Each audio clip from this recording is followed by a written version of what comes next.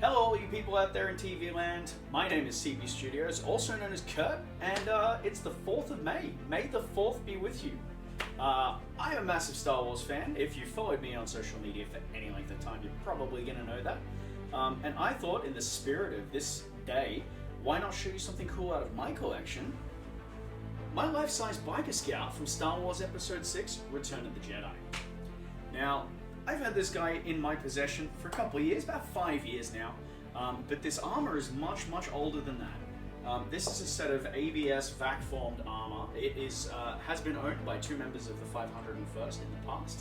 Now, I'm not a member of the 501st, but I really like Star Wars costumes. As you can probably see even over in the corner, I really like Star Wars stuff. One of the things I've always wanted is to own a set of armor. I had the opportunity to pick it up, and it was in a sorry state. It's probably close to 20 years old now, so it's definitely getting up there. And so I took it on as a project, and this has been a restoration and refurbishment project that I've been working on, and it's finally done. As of the start of this year, it is finally done. Now, it's not completely screen accurate. It's close, and it wasn't accurate armor when it was released, way back in the day anyway. But I'm not going for 501st approval. I'm not going for complete screen accuracy. I'm going for a life-size action figure standing in my lounge room. So I'm going to take the camera off the tripod and show you some of the details and things that I really like about this costume, because there's a lot of it. There's a lot of intricate little parts, a lot of things that I've built that I really enjoy about this that I want to show you guys. So come with me. So to start off with, we have the helmet. Now this is a really interesting helmet. This is actually a licensed Star Wars helmet, and this is made by a maker in South Australia called Altman's Armor. They are no longer around, but they were a licensed Star Wars helmet producer for the Southern Hemisphere and Oceania. For the longest time, these helmets were regarded as being the most accurate Biker Scout helmets on the market, and they look absolutely beautiful. It is a fantastic and very comfortable helmet. It's a vacuum formed plastic, like the rest of the armor. And this costume, or this helmet I should say, has many marks and hairline cracks and dings and even significant cracks, as you can see there. But it is a beautiful representation of the Biker Scout, and I kind of love that it's grotty and dirty, because Star Wars helmets and Star Wars costumes from the original trilogy, they're pretty messed up. Especially after you've hit the broadside of a redwood a couple of times, it becomes very knocked about. Now, speaking of knocked about, this armor has been through hell. You'll see a lot of scuffs and things like that on this armor. Most of those are natural. All of this is just clanking against stuff over time. There's, again, more big hairline cracks and fractures and bits and pieces throughout the whole suit. And that just kind of helps. It makes it look more authentic and lived in and used. And really, all you can get after 16 years of owning armor is used and abused armor. The soft parts, so the bodysuit, that black jumpsuit you see underneath, and then the white pouches, the cummerbund, and the diaper. Yeah, look at that mammal toe. They are from the original costumer. And I actually wore this armor way back in the day, 2006, doing promotional gigs with the 501st and doing charity events. So I have some history with this armor, which is really cool. Now, the Biker Scout is very lightly armored, as you can see. It's quite interesting, and it's a really nice design. Originally, they tried to put stormtroopers on the speeder bikes, and it just didn't work. You can't sit in stormtrooper armor, so they were redesigned with this more tactical biker aesthetic, which is really nice. Whether or not you can see the detail on these, we have the black leather gloves. These aren't 100% accurate, but they are very close.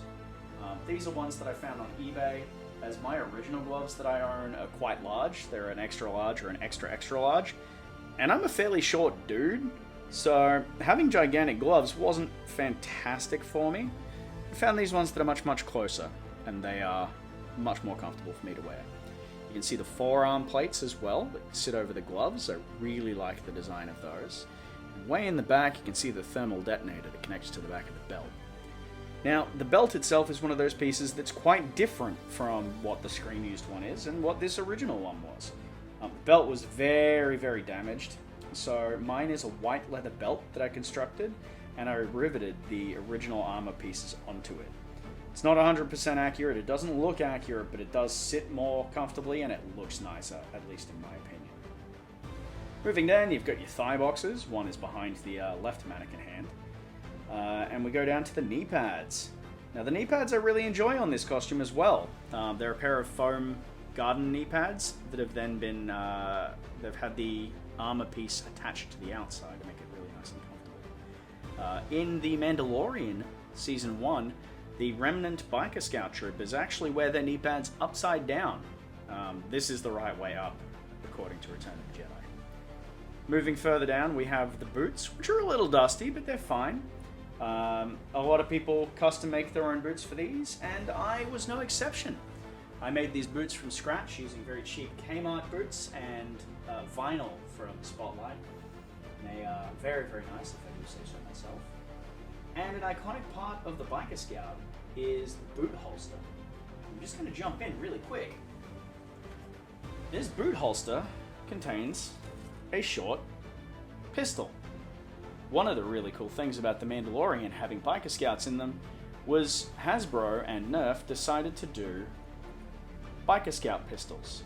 So I believe this is the first commercially available Biker Scout toy, or Biker Scout pistol toy, since 1983 and the original Kenner Return of the Jedi line.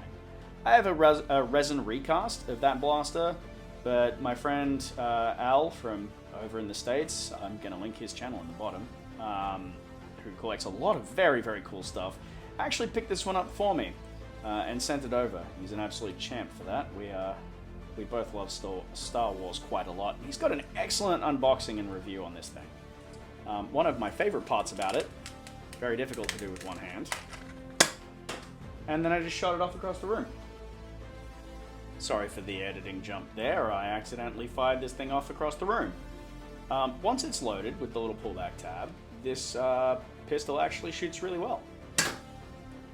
It's actually really overpowered for the size. It's also got space for 2 darts there, which is really, really cool. It comes with 3 darts. It is Star Wars branded, and it's an inaccurate paint job, obviously. It should be black with some silver detailing, but I kind of really like the black, white, and orange paint job that these things come with. So I'm going to keep it as is, because it's really rad, and how cool are Star Wars Nerf guns? Especially accurate Star Wars Nerf guns. It is an accurate size, quite comparable to the Kenner one, so it still fits in my boot holster. Now, around the back, we'll give you a quick look, because I'm going to have to walk in front of my mic. Awesome. We've got the back plate, back tank as well, which is represented there. We have the back of the helmet, which is quite nice. Lots of little details in the arms, and the back part. Happy. And back in front of the light, again, professional YouTuber gone well. And that just looks fantastic all of the time. So there you have it, guys. That's my Biker Scout costume from Star Wars Episode 6 Return of the Jedi. I really enjoy showing this thing off, and I'm looking forward to doing a shoot with it in the near future. One of the things that I love about cosplay is dressing up, and one of the things I don't do enough of with my costumes is wear them and dress up. I feel like running around some forests, maybe somewhere with a whole lot of pine trees. We don't really get redwoods here in Australia, but pine trees we do have. And yeah, we'll have a look, and you'll probably see photos of that when that all gets done. Thanks for checking out the video, guys. Hopefully you enjoyed seeing me in front of the camera for once, and not wearing a screen mask, so that's definitely something different. If you'd like to see more things from my collection, definitely drop a comment down below. I'd love to hear from you. Tell you what, in the spirit of May the 4th, tell me your favorite Star Wars helmet. Is it Jango Fett? Is it Darth Vader? Is it a Biker Scout? Do you love clone troopers? Tell me what you love, down in the bottom. Feel free to give me a subscribe or a follow. If you have any questions, definitely sing out to me. There's much more Star Wars content coming. There's much more content in general coming. Until then, enjoy the rest of your Star Wars day. Don't drink too much tonight so you don't have Revenge of the 5th. Dumbest joke in Star Wars fandom at all. I kind of hate that. Thanks for stopping by.